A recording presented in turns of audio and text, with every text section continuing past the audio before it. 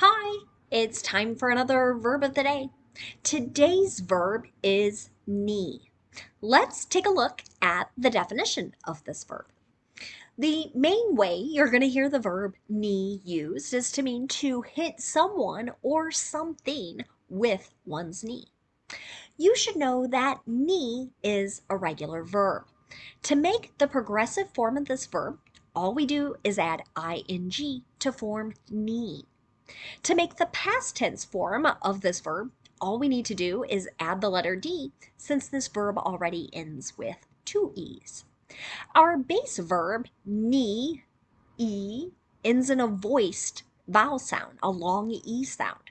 So when I add my past tense ending, all I need to do is make a D sound.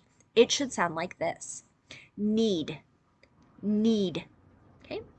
So there aren't really any phrasal verbs that we need to study. So instead, we can practice using our verb of the day in a couple different verb tenses. Today, we're going to practice the past perfect and the simple present. Let's start with the past perfect. We use this verb tense to note that a particular action has occurred before a certain point in time or before another action. To form the past perfect, I need to use the past form of have, which is had, and then I use my participle form of the verb. So here, that's the N-E-E-E-D, need, past tense.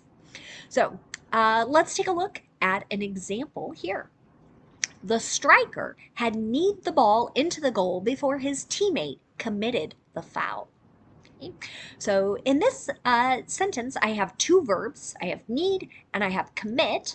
And what I'm noting by using past perfect here is that that action, we can imagine a soccer player, a football player, connecting with the ball using their knee um, before someone else fouls another player. So that's what we're describing here. Now, if I want to make a negative past perfect sentence, I'm going to use had not and then the participle form. You might also hear the contraction form hadn't. That's in my example here. He hadn't need anyone before this match.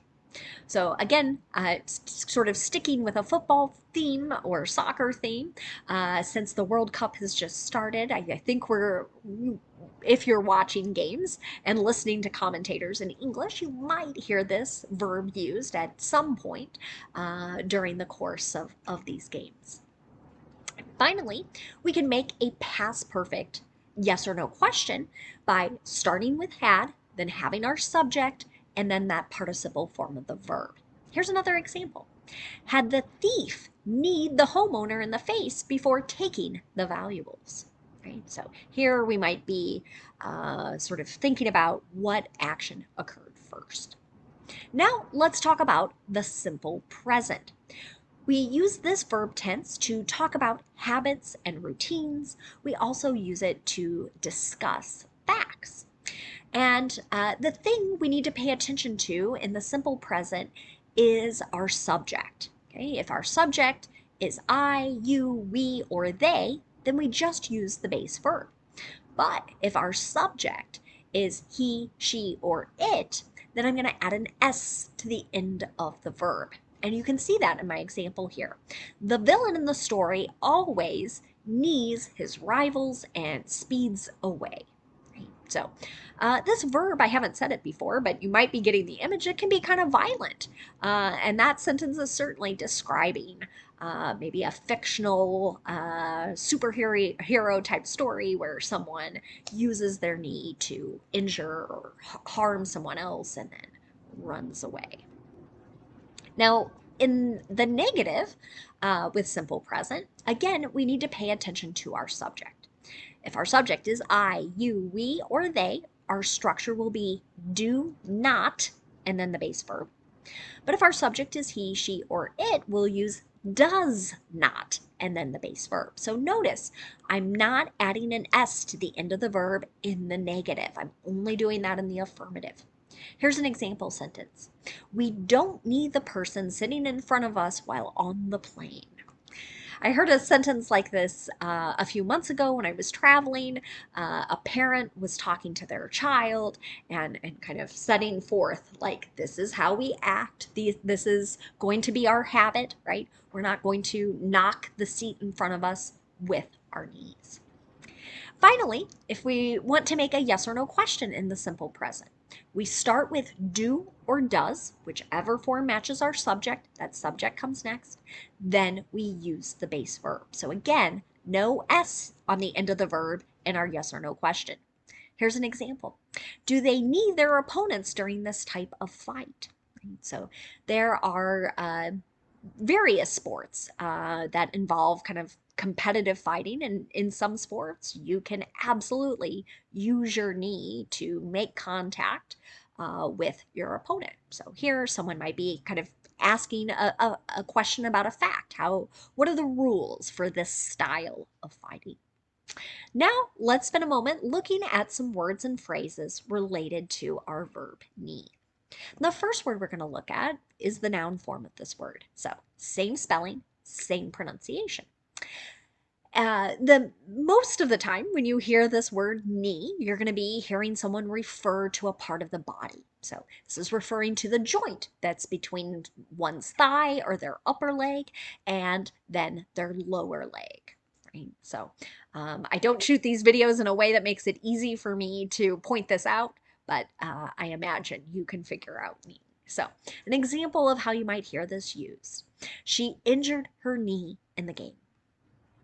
A second way people sometimes use knee is really to refer to someone's lap.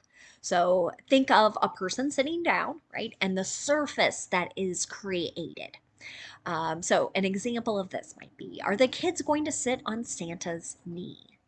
We're still a little over a month away from Christmas celebrations, but for many people, they like to take their children, have their child sit on Santa's lap, or you might hear Santa's knee. The next thing we're going to look at is the noun knee jerk. Okay, so to understand this, I want you to think about visiting a doctor, having kind of a physical. Right? Maybe you've had a doctor take a little tool and tap your knee, right? And it's to see, does your leg react? Are your reflexes kind of working in a normal way? So when we use the noun knee jerk, many times we're talking to someone or talking about someone who is reacting in sort of an automatic way. Sometimes this is also thought of as being predictable, right? Because we can predict your knee is going to move when, or your leg is going to move when your knee is tapped like that. So generally, you'll hear knee jerk reaction used together, and that's in my example here. What's your knee-jerk reaction to our new strategy? So here I'm asking someone quickly, tell me what you're thinking, right? Don't spend a lot of time and think, well, maybe this would be good, maybe that would be better. No, just what is that automatic reaction? Another phrase you might hear is to bring to one's knees. So many times when this is used, we're talking about reducing someone or something to a state of weakness or a state of submission. An example of this: the whole world was brought to its knees in March 2020. Right? No one's going to forget this pandemic anytime soon, and how so many lives were changed around this particular time. It was earlier for a few other countries, but generally the whole world began to really feel the effects in March. The last phrase we'll look at today is to take a knee. So generally what's happening is one person is resting the weight of their body on a single knee. The other knee is sort of bent, and they're kind of positioning themselves this way. You might see athletes or other people kind of do this, maybe because they don't want to stand, or maybe it's not appropriate to stand, or trying to allow everyone to be able to see someone who's speaking. But again, we might hear this a lot in sports. You might hear a coach say something like, team, let's take a knee and discuss what we learned from today's game, right? So it's kind of asking people gather around, and we're gonna talk, but we're not really sitting on the ground, but we are kind of resting our weight and perhaps a more comfortable position for some. Thanks so much for watching today's video. I hope you have a great day.